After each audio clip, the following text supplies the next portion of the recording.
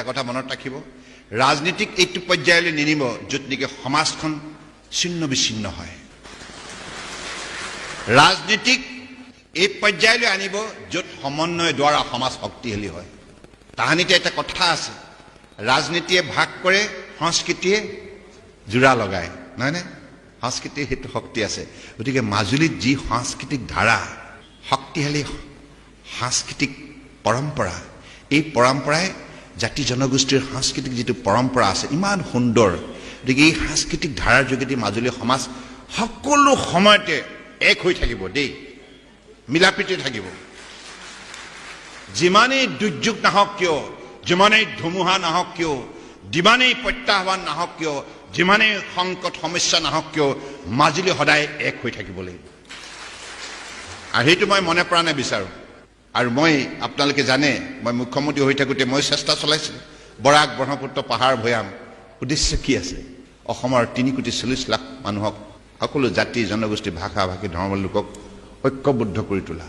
কাৰণ একতাত যিটো শক্তি আছে, ভাগ ভাগ হৈ থাকিলে সেই শক্তি কেতিয়াও সৃষ্টি হ'ব নোৱাৰে।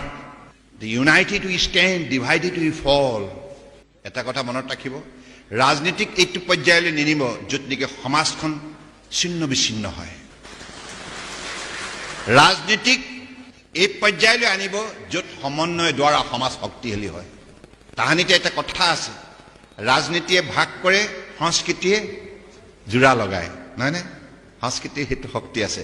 গতিকে মাজুলীত যি সাংস্কৃতিক ধাৰা, শক্তিশালী সাংস্কৃতিক পৰম্পৰা, এই পৰম্পৰাই জাতি জনগোষ্ঠীৰ সাংস্কৃতিক যিটো পৰম্পৰা আছে ইমান সুন্দৰ। গতিকে এই সাংস্কৃতিক ধাৰাৰ যোগেদি মাজুলী সমাজ সকলো সময়তে এক হৈ থাকিব দেই, মিলাপ্ৰীতি থাকিব।